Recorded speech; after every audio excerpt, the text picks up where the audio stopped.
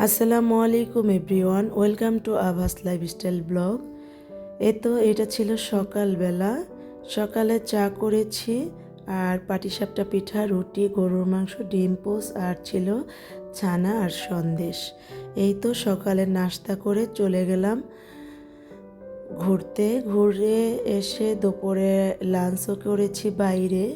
তো সবজি নিয়েছি, চিংড়ি মাছের ভর্তা ছিল, খাসির লেগ পিস ছিল, চিকেন রোস্ট ছিল আর ছিল বোরহানি আর সালাদ। সবাই একসাথে খাওয়া দাওয়া করে নিলাম। খাওয়া দাওয়া করে বাসায় চলে আসলাম।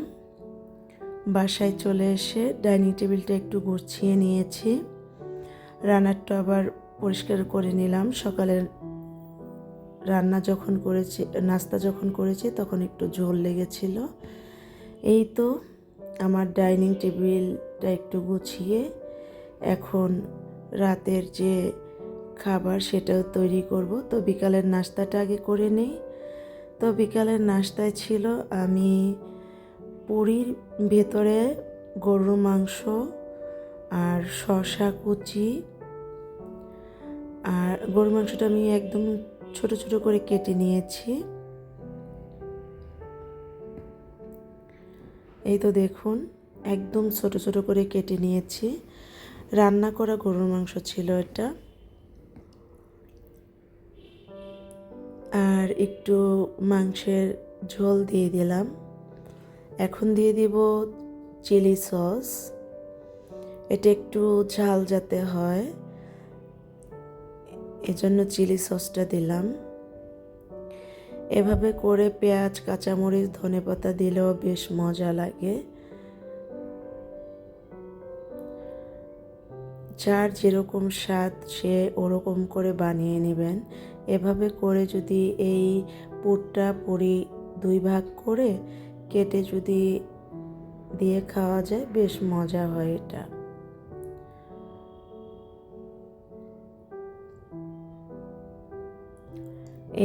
আমি 2 ভাগ করে নিয়েছি এইভাবে। এখন আমি পুরটা ভিতরে ঢুকিয়ে দেব। বললাম না, এখানে ধনেপাতা, পেঁয়াজ, কাঁচামরিচ দিলে আরও বেস্ট হয়। ইভেন আমার মেয়ে এগুলো খায় না, ও পেঁয়াজ একদমই পছন্দ করে না, কাঁচামরিচ অপছন্দ করে না, সেজন্য এটা আর দিলাম না। এখন বিকেলের নাস্তা রেডি করে নিচ্ছি।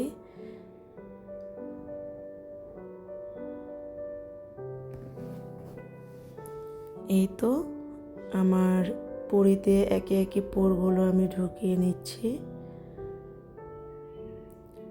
আজকে শুধু খাওয়া দাওয়াই দেখানো হচ্ছে, কোনো কাজ দেখানো হচ্ছে না। যেহেতু আজকে 21শে ফেব্রুয়ারি, আমি গতকালকে ডিপ ক্লিনের কাজ করেছি, এজন্য আজকে শুক্রবারে আর কোনো কাজ করা হয়নি।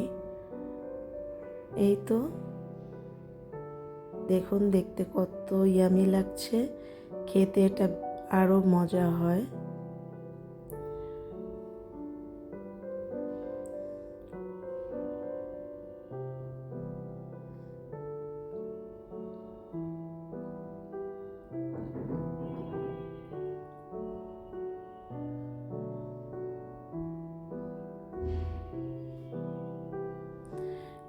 আমার বানানো ডান, বিকেলের নাস্তাও করা শেষ। এটা ছিল রাতের ডিনার। রাতে এখানে আমি চিকেন করেছি। চিকেনটা বেশ মজার হয় এভাবে করলে। এটা কাবাব স্টাইলের। আর আমি পরোটা বানিয়ে নিয়েছি, আর বোরহানি নিয়ে আসছিলাম আসার টাইমে 1 লিটার, সেটা দিয়ে আজকে রাত্রে ডিনার করব। তো আজকের রাতের আমাদের ডিনার। অ্যাকচুয়ালি খাবার যদি একটু সাজিয়ে গুছিয়ে পরিবেশন করা যায় না, দেখতে যেমন লোভনীয় লাগে, খেতেও ভালো লাগে। আর নিজের ঘরে নিজেকে আমি না সব সময় মেহমানের আশায় থাকি না, মেহমান আসলে তো করবই, তো নিজেরাও করে খেলাম। আল্লাহ হাফেজ।